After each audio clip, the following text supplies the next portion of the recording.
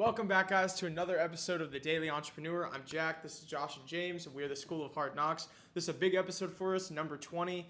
We saw a statistic that, only 1% of podcasters actually make it to 20 episodes, even though this isn't a podcast. Is this a podcast? Yeah. It's a little bit of a mini show. I wouldn't call it a podcast, but still, big episode for us. We're excited. Got some good articles for you today, starting with TikTok is looking to implement their own music streaming platform to compete with the likes of Spotify and Apple Music. They've always had a big influence on the music industry. They got songs getting to rise on the charts. What are your guys' thoughts? I really don't know if I'll ever be able to see myself kind of like leaving like Apple Music, and even if I'd left Apple Music, I'd probably go to Spotify. But it's another way that they're just implementing to try and build a conglomerate. We saw they completely dominated the short form content. They came on the scene and really took over in that market. And now it looks like they're trying to kind of A/B test like the Be Real aspects of the platform, and now I guess music. So artists have already gotten tons and millions of streams by having their music on TikTok and just having people use their songs and videos. So it's not really that surprising that they're going to implement something like this. I'll be honest. There's close to no chance I'm going to use them as my music software. I'll use Spotify. I'm probably going to be pretty loyal to Spotify to the day I die, unless they really mess up.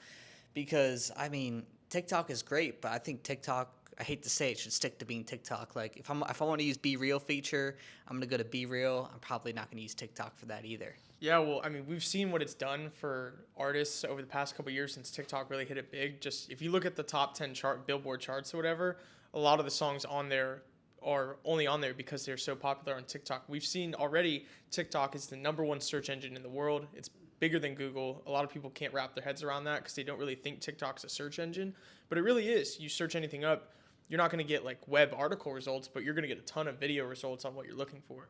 And it's going to be the same thing with music. I think with a lot of music artists nowadays, just like with content creators wanting to blow up, if you want to blow up your music, it's kind of, you have to be on TikTok right now. It's not essential, like it's not like 100% certain, but it pretty much is like if you're a music artist these days, you need to be posting on TikTok. The worst part about music artists, though, is they're not listening, man. Like, you'll tell your boy who's trying to make music, like, dude, you gotta be posting content, man, consistently every day. And they just don't do it. I'm like, bro, you're in the studio 4 days a week, putting out a song every week. But the problem is, the music could be great, but you have no audience for it. Like, what do you, like, you're focusing on the wrong things. We met with an A&R the other week, or this past week, actually, and he was talking about how, like, you got to be able to market yourself, it's man. Ego, man. Yeah. I completely agree with you. We've had this conversation tons of times to artists and just content creators in general, is that, like, you got to be on TikTok right now. I don't care.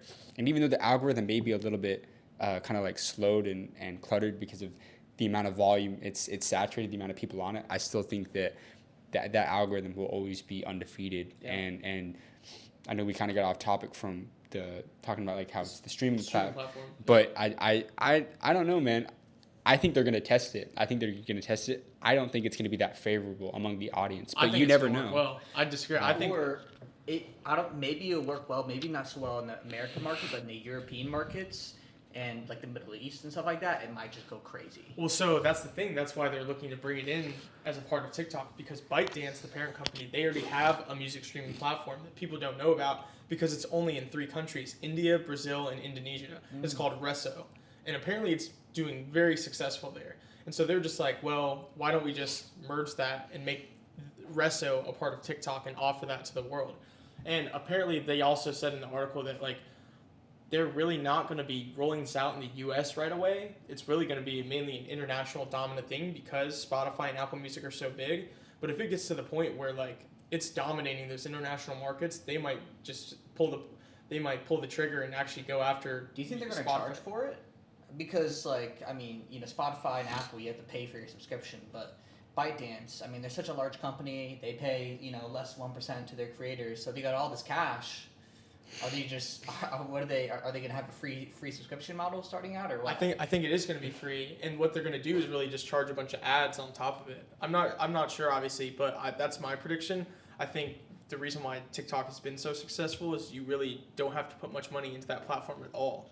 and the advertising doesn't really seem to be taking much away from it like it does on other platforms. Well, yeah, I mean, their advertising is so good in the fact that, like, advertisers know that if they want to be successful, they have to make their ads look like TikToks themselves. So even the ads are somewhat entertaining themselves as well. So, I mean, they're crushing it. Yeah, I mean, what do you guys think is like what Spotify and Apple Music and other streaming platforms like Tidal and stuff, how are they going to react to this? Because we've already seen what TikTok has done to Google and the influence that they've had on other social media apps, the influence with the Reels and the Shorts and Spotlight. So, like, what do we think is going to happen here with Apple Music and Spotify? Maybe we just don't know yet, but I really think that if I'm Spotify, not so much Apple because that's not what their entire company's based around, just that very, very lucrative division. If I'm Spotify right now, I'm good, but I might be sweating a little. I'm not gonna lie. Yeah, I think the main thing. I'll say this. I think if anything, the people that should be worried right now, it's like SoundCloud. Yeah. Because I think SoundCloud's market, it's a lot of that unreleased, the stuff that doesn't get cleared. I think that could do well on TikTok. Yeah, especially since But if it's free. If a lot of like TikTok is the free, underground free stuff, streaming, because that's what happens on TikTok. All these underground people, they blow up. So it's Yeah. like you find your favorite artist when it used on to be SoundCloud. right. You Yeah. find your favorite artist, and I think that if anyone needs to be worried, it's the SoundCloud. I think Spotify and Apple will be consistent. I think that TikTok may be a competitor in that regard. I personally just don't see them losing much of a market share to TikTok as far as streaming. I agree, and I think they really just need to double down on what they're doing well.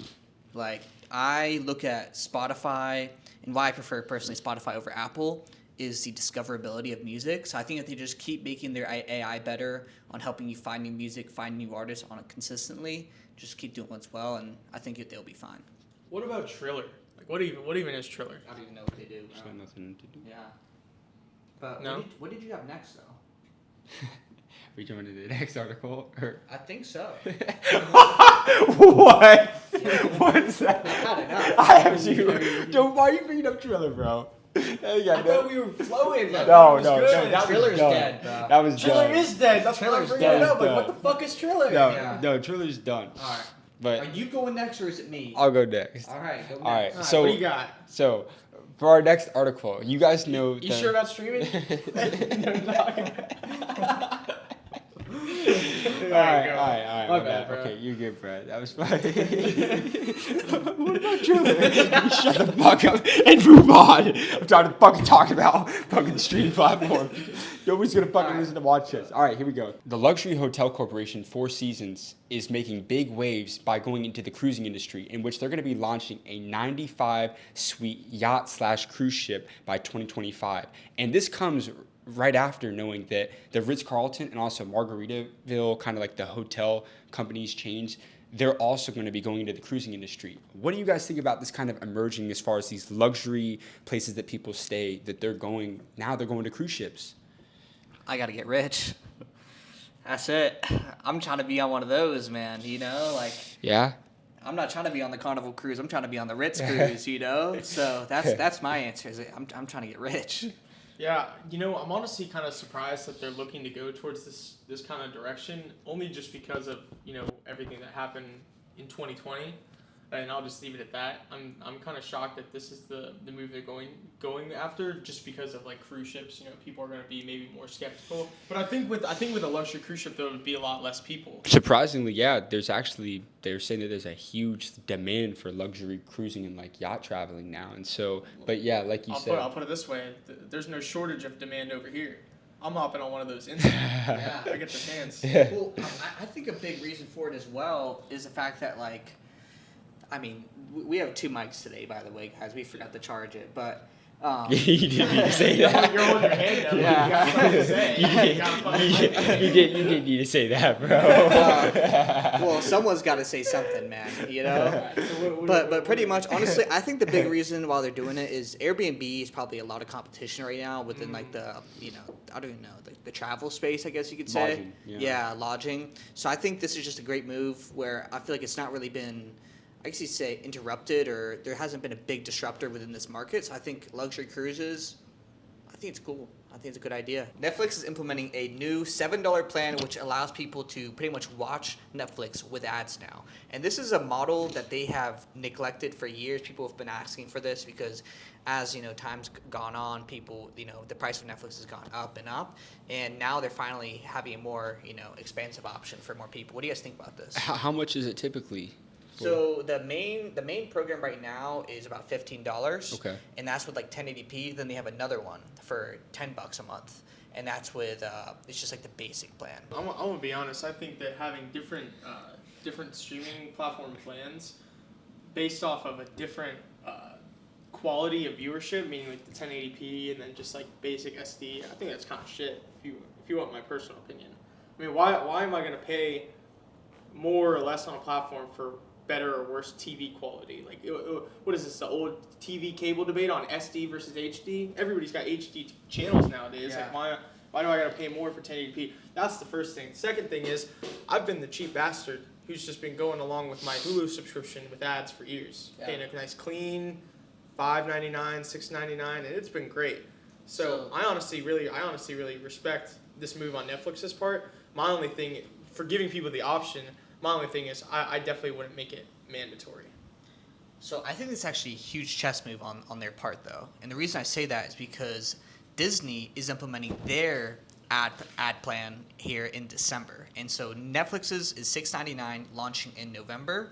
And then Disney's is going to launch for, I believe it's $8.99 or $9. And that's going to launch in December. So pretty much they're going to be trying to take away from that market share, and they are still number one in the streaming service game right now, with number two being, I honestly can't remember. But I don't know. I think Netflix, they needed to do something. They said for the first 2 quarters of the year, they've been losing subscribers. So this is, I feel like, their way to kind of combat this and come back to the Just top. to give people like more options and stuff Yeah. like that. Yeah. I mean, I guess I like the idea of kind of like implementing the ads where people can pay cheaper and you run ads on the platform. But I just think the 15 for the current plan now is probably the best way to go.